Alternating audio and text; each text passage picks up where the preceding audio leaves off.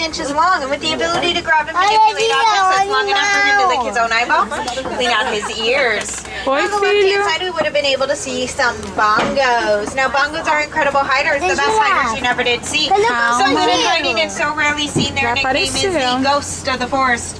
And both male and female bongos have horns that grow 2 to 3 feet long. Now up there on the hill on our right, you'll see some greater kudu. Greater kudu are one of the tallest antelope species. They can grow to 55 inches tall. Males have horns, females do not. The male's horns can grow to 6 feet long. Now that's a black rhino over there on the left-hand side. Black rhinos are solitary animals. They weigh about 3,000 pounds, and they are critically endangered. There's another one. Now there are less than 5,000 black rhinos left in the world. This is due to illegal hunting and poaching for their horns. Some cultures happen to believe a rhino's horn has special medicinal properties, yet it's only made out of keratin, the same thing as our fingernails and hair. And black rhinos have a specially developed narrow-pointed flexible upper lip. It's used for grabbing leaves off of the bushes in the dense forest environment.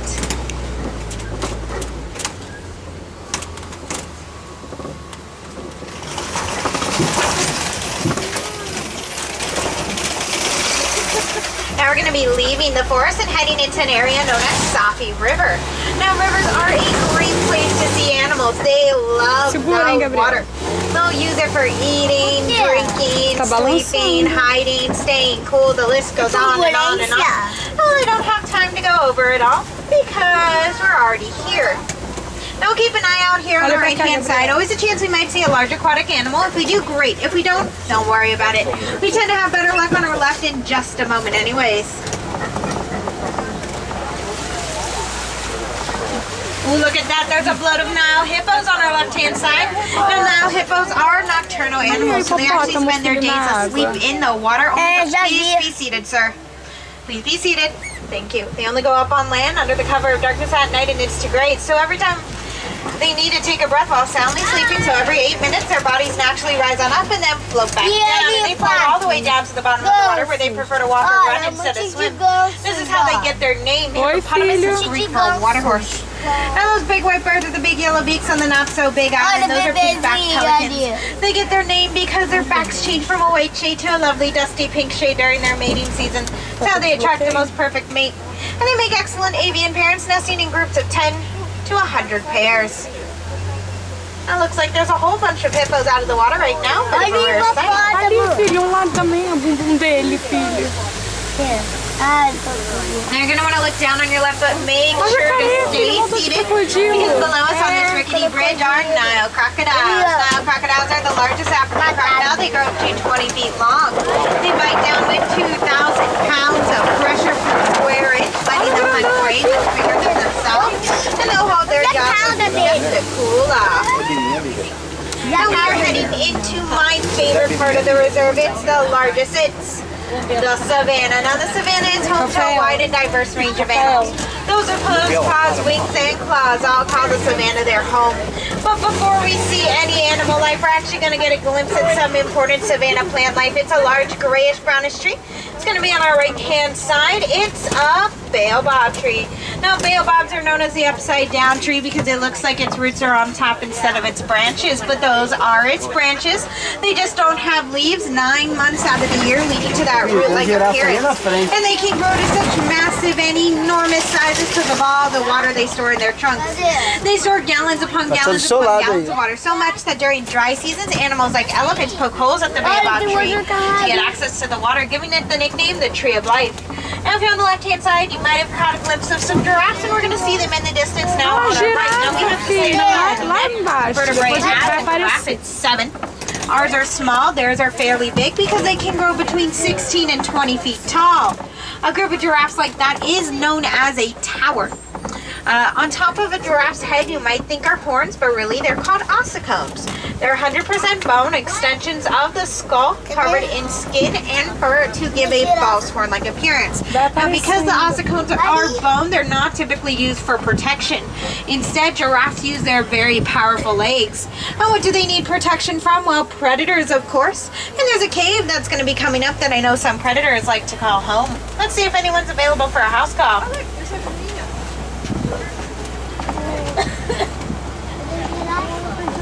Ooh, I see some African wild dogs lying down just behind the cave. Now, African wild dogs might look cute and cuddly like Fido or Rover back at home, but they are the most successful hunters of mammals in the wild. This is due to their pack-like mentality, affection for each other, and incredible endurance. They can quite literally chase their prey to utter exhaustion. And yes, they look cute, and they're called dogs and look like our animals. Aqui o cachorro do mato, vou dar um zoom, olha pra câmera. They are a part of the canine family, but they're more closely related to that of the fox than they are to the wolf. Now looks like we are stuck in a bit of a giraffic jam, but we're gonna get moving. Não, ali não, ali é o cachorro do mato. Now, going to be coming up on our left-hand side, we'll see some beautiful and majestic animals. These are sable antelopes. They're the official mascot of the Harambe Wildlife Reserve. Their horns curve backwards, great for their protection, lets them fling predators off their back when needed. And the darker the sable, the more dominant they are in their herd. Now, scattered throughout the savannah are some large red earthen structures. We'll see a big one here on our right, a really big one on our left in just a moment. Now, sable antelopes are these are termite mounds, these structures. Now, termite mounds are hard as concrete, baked by the savannah sun. Now, some large animals use them as a scratching post. Smaller animals use them as a lookout by standing on top. They're all made out of the same thing, though: termite saliva, mud, and dung. Lovely to think about. I just prefer not to. Looks like we're in yet another giraffe jam, friends. The giraffes are very curious animals, so they like to see what's going on. Now, giraffes have a prehensile tongue, just like their cousin the okapi, but they are the cousin of the okapi, and their tongues are proportional to their height. So an 18-foot giraffe would have an 18-inch tongue, perfect for grabbing the just out of reach leaves and branches off of the trees. And their tongues are a dark purplish hue. This acts as kind of a sun protectant. Because of reaching up with their tongues, they're exposed to the sun more often than some other animals. Now, probably my favorite fact about giraffes has to do with their sleeping habits. They sleep standing up. They do sleep sitting down very rarely. It's only when they're the most comfortable and relaxed. They never lay down. Now, giraffes also only need 30 minutes of sleep a day. It's taken in 5-minute increments, so they're constantly awake, constantly alert, and constantly using energy. So to make up for it, they eat a lot. Giraffes spend 20 hours out of their day munching on food. It's all digested by their 4-chamber stomach. You can see some giraffes. Now we're going to get close to them. Might not be able to stop if they're a little too close, but we'll go as slowly as we can. Now we will be able to tell what kind of subspecies these giraffes are. There's a couple different kinds. One of the most commonly well known is the one on your animal spotting guide. Vai passar lá do ladinho dela, lá ela lá. Tá comendo folhinha, ela é alta, né, filha? Tem pescoço grande, não é? Quê? Pescoço grande.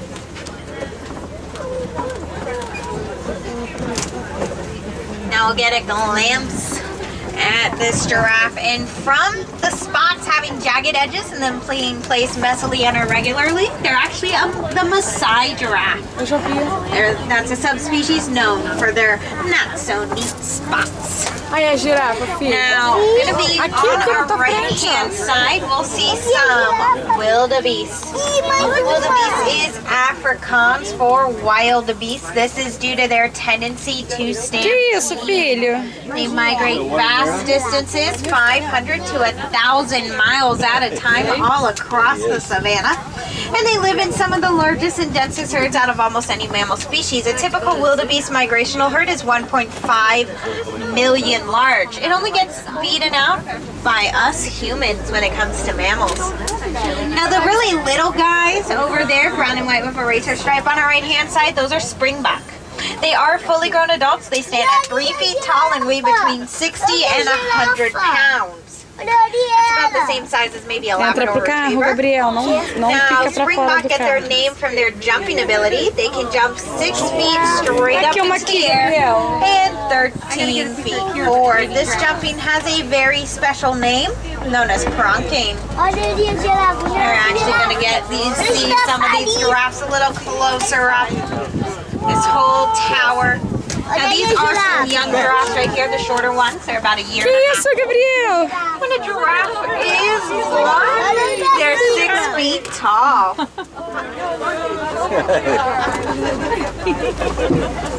They're gonna start making our way into a Você part of viu o the quê, savannah filho? named as Elephant Country. This is because, well, there's a tendency to see elephants. Pretty big, so not too hard to miss, but migratory animals. They go where their matriarch, the big lady in charge, gostando the desse oldest passeio? and the wisest of the elephants, takes them. And this is to where she remembers it's the safest and there is the most food and water available for her family herd. That matriarch's kind of the reason the seeing an elephant never forgets exists. Now here's quite a few elephants. Now this Aqui, could Gabriel, possibly be a bachelor herd or a family herd. Family herds are only for adult females and juveniles of either gender, and they can be in vast numbers. While bachelor herds consist of adult males. You see, adult males do not live in family herds. They typically leave them between the ages of 12 and 15, so during adolescence, and they'll return several years later for mating season. Though they will form loose bachelor groups from time to time. So this could be a bachelor group due to how few there are, or it could be a family herd if we see more up ahead. Now, unfortunately, the shortcut I normally take is closed. As you can see, the bridge is out. Not the best thing in the world, so we're gonna take the scenic route instead. Now, the scenic route is it's nice, you know. There's a lot of trees. Yep, trees. You know, some animals hide in trees, and some tend to live in trees, like birds, but not all birds can live in trees. Like ostriches, they're the largest bird species. They can be 9 feet tall and weigh 300 pounds. That's the same size as some trees, and it would just be impractical to live in a place you're the same size as. You know what I'm saying? Thank you there. Thank you. Now, it looks like going to be on both sides of us are some tusk marks in the red clay. Now, that's a strong indicator an elephant has passed through here recently. Now, the reason there are tusk marks is because not only is that red clay a part of the elephants and many animals' habitats, it's a part of their diet. They eat it for the essential vitamins and minerals inside. It's like taking their daily vitamin because they also eat leaves, grass, fruits, and other vegetation. Now, elephants are not the only creatures to benefit from the red clay. We humans do as well. We mine it for a mineral known as coltan. Coltane's used inside cell phones, laptops, tablets, and other small electronic devices. So if you want to help the elephants recycle those devices, they can then reuse the coltan, mine less of the red clay. It keeps the elephants' habitats and diets intact. Now there's a nice view of one elephant, and I saw some more up by a watering hole up ahead. So we're testing out by. Now one thing you might notice the elephants do is they flap their ears. This isn't them trying to imitate that flying eighth wonder of the world, Dumbo. It's just how they stay cool. Elephants cannot sweat like you and I, but they have a whole lot of blood vessels inside their ears. So by flapping them, they send cool air over those blood vessels, cooling the blood and cooling the rest of their bodies. They also throw dirt or mud on their backs as another way to stay cool and protect their sensitive skin from the sun. Olha que lindo, filho. An elephant branded Olha pra sunscreen. mamãe. Olha pra mamãe. Olha pra mim, filho. Olha pra mim. Olha pra mim. Olha Now we're pra going mim. to see a flamboyance of greater flamingos on our left-hand side. Now, greater flamingos are the largest flamingo species. They stand at 5 feet tall and weigh a whopping 9 pounds. They're also the lightest pink. They get that signature pink hue from their diet of shrimp and krill, which contains beta-carotene. Carotene is what turns them pink. Any gray flamingos you see, they're young, no more than 6 months old. When a flamingo is born, they're gray and fluffy, and it takes a full year to almost 2 years for them to get that distinctive. Olha pra cá, Gabriel. Olha pra cá, Gabriel. Oh, look at that. There's a little one just lying down. Ah, nasceu agora, Like around a filho. year old. When an elephant is born, they weigh 300 pounds. And that's 22 months of pregnancy. They're also not born with great control over their prehensile trunks. It actually takes a couple of months for them to get the hang of the trunk.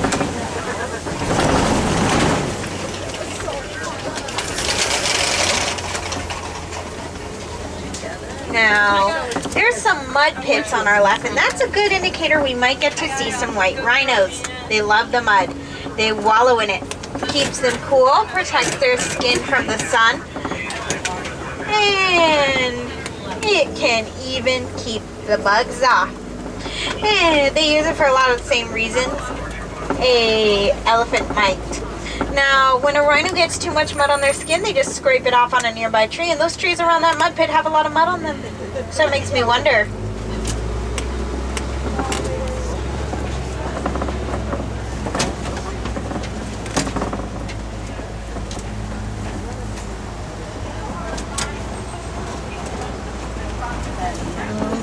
We're gonna see, ooh, so you'll be able to spot a cheetah on our left-hand side, just hanging out by those logs. And there's one a little bit closer to us as well. Now, cheetahs are the fastest land mammals. They run an average speed of 60 miles per hour and a top speed of 70 miles per hour.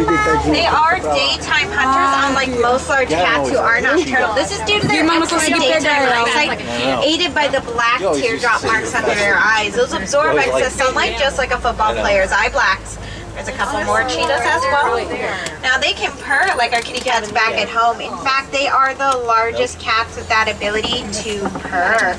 Now speaking of cats, we're heading towards a rock formation known as a kopie. Now kopies are a great place to see big cats or predators. They like to sit on top, survey their territory, make sure everyone's safe, no one's there who shouldn't be. You know, even see what prey's in the area. Good vantage point for that. Now what classifies a big cat as a big cat is an ability to roar. Cheetahs can't roar, but a lion sure can. So hopefully we'll see one lying around over here on the kopie. Now it's not that big cat, the lion, but it is some pretty big animals. We're gonna see some white rhinos on our right-hand side. Now white rhinos are not they're gray. They get their name not from their color, but from the fact languages are tricky. Dutch settlers that spoke Afrikaans called them vite. Vite means wide. This is due to their wide and flat jaws for eating grass off the ground, especially compared to that narrow pointed jaw of the black rhino. Now that Afrikaans word vite sounds a lot like our English word white, hence the name. And white rhinos do weigh about 5,000 pounds. It's close to 2.5 tons. Now there's going to be a couple of lions on our left-hand side, some near us, and one on that tallest rock as well. Now lions roar at O leão, filho. Tá lá em cima da pedra They sleep or deitada. rest between 16 and 20 hours a day and are most active during the nighttime hours. So they'll have advantages for the darkness. So during the day, our eyesight is on par with a lion. But at night, theirs is 6 times greater. They also have specially padded paws that make them incredibly quiet and incredibly stealthy while stalking their prey. Now that's a warthog on our left. Warthogs are the largest burrowing animals. They'll back up on into their burrow so their tusks are exposed for protection. They actually dig the burrows out using their tusks or steal and repurpose them from other unsuspecting animals. Now those are bontaboks on our right. Bontaboks are a relative of the wildebeest, and they were once nearly extinct with only 17 of them left in their natural habitat at the turn of the 20th century. That was due to overhunting for their coats, which I think look best on them than anyone else in the whole entire world. Now thanks to conservation efforts of one farmer herding those last 17 into their single fence, the bontabok have grown in numbers significantly. In fact, they no longer face extinction in the traditional sense. They only exist on protected lands like the reserve. Now those are water bucks, a personal favorite of mine, and not just because of their heart-shaped nose. They get their name from the fact that they love the water. They drink the most water out of any antelope species and have a tendency to live by the water for that reason. They're also slightly waterproof. Thanks to special oil their skin secretes that helps keep their fur dry when it rains.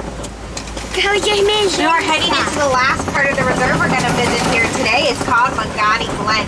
It's a real quiet area full of a lot of tall trees and water, making it great for some amateur bird watching or seeing a reclusive animal. So let's see what luck brings us today. Olha que lindo, filho. Tudo gramadinho. Oh, I see some yellow-billed storks hanging out. Those are the bigger white birds over there on our right. Now, yellow-billed storks are known as opportunistic omnivores. It's a fancy way of saying they eat almost anything they can get their beaks on. They follow crocodiles through the water, eating what their crocs might stir up or leave behind in the mud, whether it be lizards, fish, frogs, insects, or even smaller birds. Now these gates we're going to pass through will unfortunately mean that our adventure here together on the Harambe Wildlife Reserve is coming to its end. Thank you so very much for joining me and seeing all these amazing and incredible animals. Now remember, it's our job to make sure they survive and thrive so future generations can see and appreciate them like we did today. So recycle what you can. Use sustainable products, compost, donate to conservation funds, or even volunteer. Really, if you think of something that might help, go ahead and do it, because every small action we make has a huge impact on the lives of these animals. Now, if you're itching to do something to help, I do suggest the simple thing of donating to the Disney Conservation Fund. It's as easy as rounding up to the nearest dollar on any purchase in almost any store in the animal kingdom. All those donations Passamos are aonde? dollar for dollar, so to help our animal friends throughout the world. And you can end up with a nifty 20th Eu tô filmando você filmando a paisagem. turtle. And don't forget to check out the Gorilla Falls Exploration Trail. There you can see gorillas, of course, as well as Acabou, meerkats, filho. birds, Gostou? reptiles, and a whole lot of other animal friends we didn't get to see today. Dá tchau pra Flore, pro safari. Tchau, safari. Foi legal. Foi legal? Now here in Harambe, we do not like to say goodbye. It can be much too sad and much too final. Olha We como prefer foi Swahili legal. term, Guaharini. assim. It means to go well, my friends. Enjoy the rest of your time here in Harambe or wherever you're Gostou ou não gostou? Não gostei. Não? Mas ainda vou dar montanha russa. Você vai na montanha russa, filha. Você vai. Guaharini, Eu não everyone, in a gostei sentence.